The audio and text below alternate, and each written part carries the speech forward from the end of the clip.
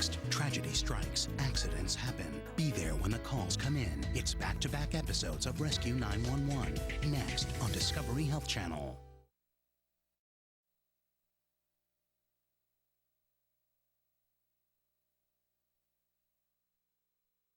This is 911. Do you have an emergency? Today on Rescue 911. Then, if somebody knocks a rock off above you, it's going to come right down on top of you. An accident on the cliffs leaves 2 climbers stranded and helpless. We could contract hypothermia. On Rescue 911.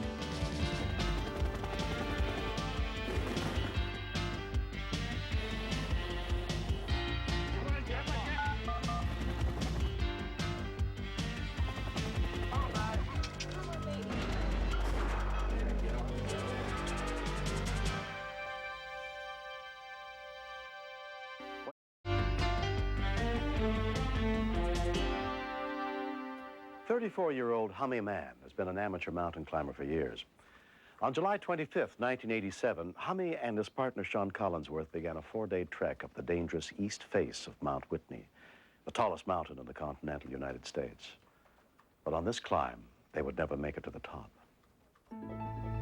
It's a dangerous mountain. It's not got the loosest rock in the Sierras. There's other mountains where the rocks are more fragile than Whitney.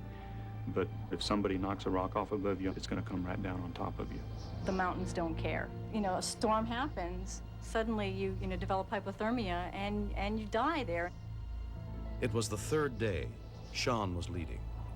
In my line of work as a cop, there are a lot of life-threatening and critical situations. One of the reasons why I climb, believe it or not, it's relaxing because it is so intense, it is so focused.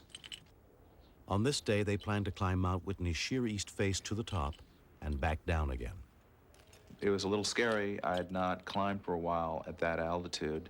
There was what we call exposure of around 1,500 feet. In other words, you look down and it's 1,500 feet straight down. While trying to reach an area called Long Ledge, Sean and Hummy realized they had climbed too far to one side. I think we're off route. Okay, I think the ledge that we want to be on is above us. I think this takes us right to it. We could see the route, and I led up to the long ledge. I had no problem. I just scampered up. In fact, it was like vertical, but the easiest type of vertical climbing. I anchored myself in with 2 or 3 pieces of protection, and then told Hummy to climb up. I could not see him. He was below me by around 30 feet and around a corner.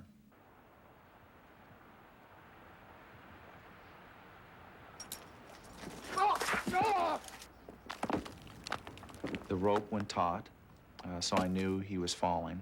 You okay?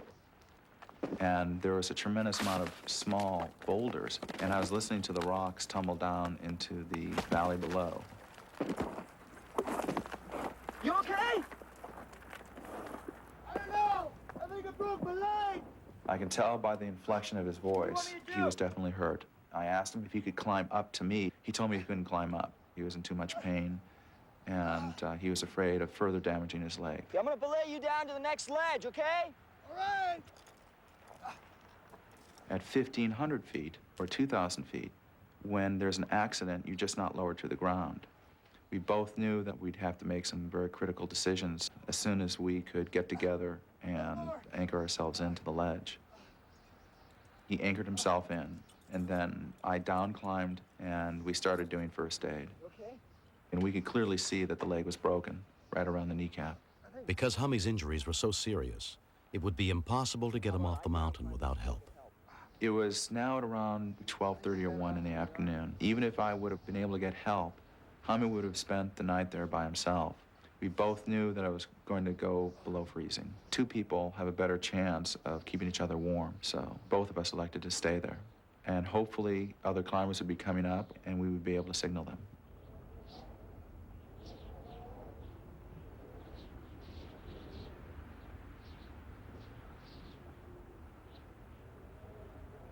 Within 2.5, 3 hours, we saw 2 people coming up. We could barely see them, and what it was literally 2 black specks. Help!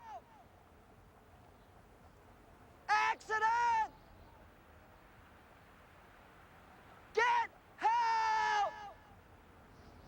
Sean and Hummy had no idea if any help would arrive before nightfall. But late in the afternoon, a helicopter came into view. My hopes picked up when a Forest Service helicopter came by and settled no more than maybe 50 feet away. I pointed to my partner, lifted my leg up, pointed at it, and then made a motion like breaking a stick. The pilot did a thumbs-up sign at me and then veered off and went back down into the valley. And then all was quiet again.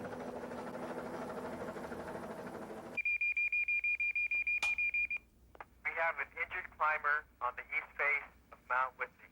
At 5:45 p.m., the Sheriff's Department called in the China Lake Mountain Rescue Group. Volunteer Linda Finca was the operations leader. One of my first questions to the sheriff was if we could have access to a helicopter to fly an advance team up there so that they could hopefully get up for him that night.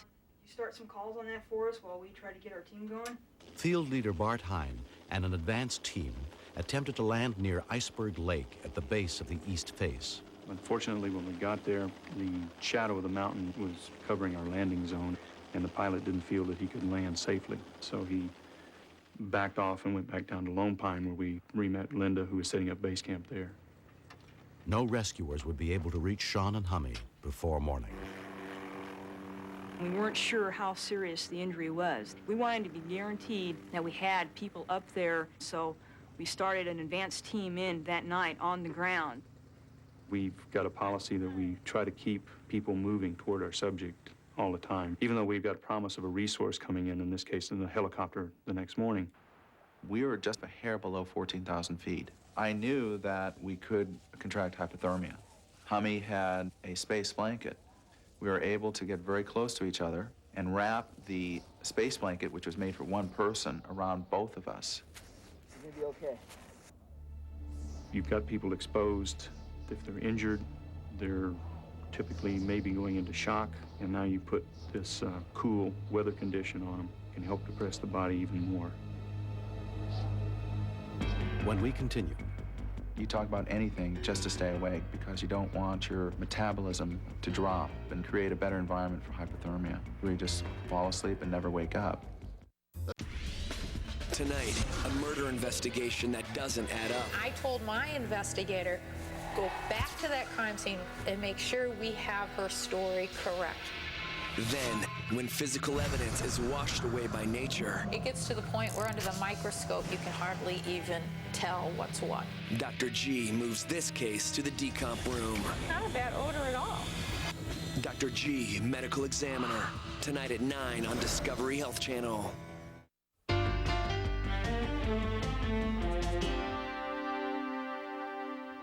It had been more than 10 hours since Hummy Man had fallen while climbing the sheer east face of Mount Whitney. He and his partner Sean had no idea how cold it would get, or how much longer it would take for help to arrive. You talk about anything just to stay awake because you don't want your metabolism to drop. What that's going to do is create a better environment for hypothermia, where you just fall asleep and never wake up.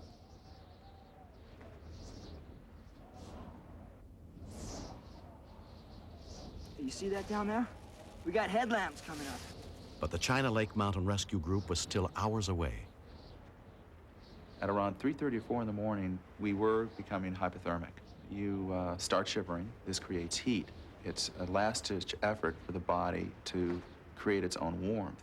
You stop shivering, and then you'll shiver violently, stop shivering, shiver violently, stop shivering.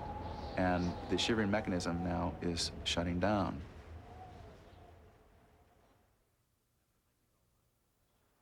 After hiking all night, the search and rescue team was nearing Hummy's location.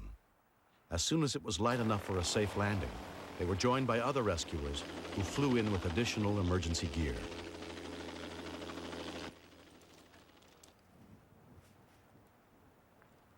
Good morning, gentlemen. Morning.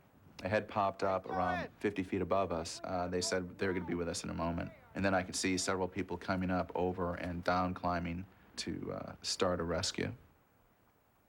Volunteer Andrew Mitchell examined Hummy's injuries.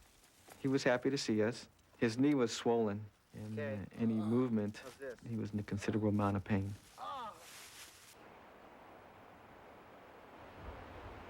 To have any chance of being picked up by helicopter, Hummy would have to be hoisted up a rock wall to a larger ledge.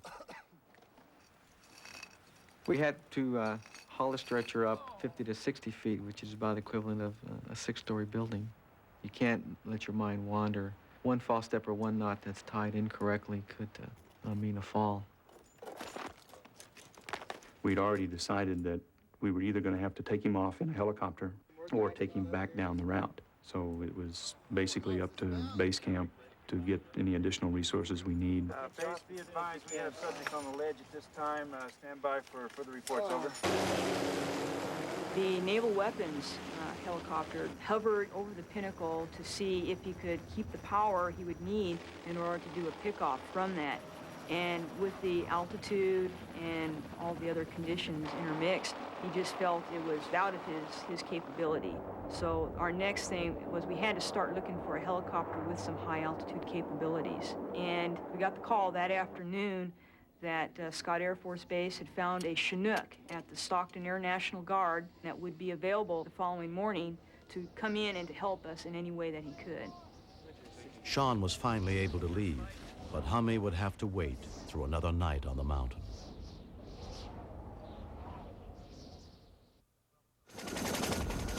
A 12-ton Chinook from the National Guard arrived the next morning, but there was no guarantee it could successfully pick Hummy off the ledge. With a helicopter, you always have a risk of something going wrong. With increased altitudes, rock, and a lot of things that helicopters just don't normally fly in. We moved Hummy from the ledge we were on further out on the rib, out toward the edge, to get as far away from the wall as we could to help the helicopter. Smoke up.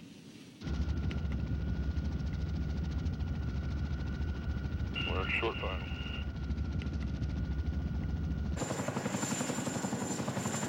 The pilot had to carefully maneuver the massive helicopter to keep the rotor blades from hitting the rock walls.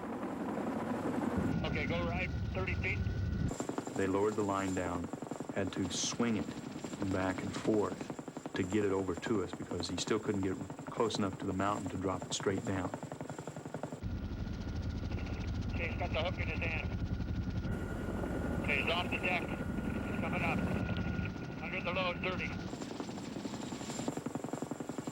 When he went out there and got out there, he started spinning like a top. We've never seen that happen on any helicopter we've worked with. I remember lying in this basket, and all of a sudden the helicopter's going around and around and around. So here I am, I'm zipping around, and I'm getting dizzy. I'm closing my eyes, trying to hold it all together. Finally, I turned my head and I started looking around at the mountain. And I was looking around at all these peaks, and just thinking it was just beautiful. It was a great ride. 2 years later, Sean and Hummy are still good friends, and Hummy's leg has fully healed. It still sticks in my mind that, the mountains don't care, and I was lucky that there were people out there who were capable of getting me out, and that that help wasn't, 5 days away. He was real lucky that he didn't get killed. I think he's more cautious since that accident simply because he has 2 kids now. That puts everything else into a new perspective. I remember when we were, during the course of the night, I started crying because I was really, all of a sudden it was the reality of what it was that was going on kind of hit me. The fact that I had a little daughter who was under 1 year old, and I was sitting there going, this could actually do it. This could be the final number, but I just didn't know. I didn't want to end up on that little ledge. There was too much more to go back home to.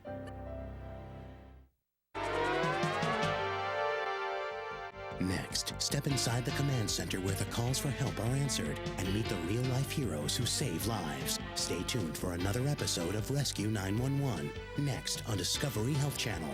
Real life, medicine, miracles. Mr. Shapiro, step out of the car, please.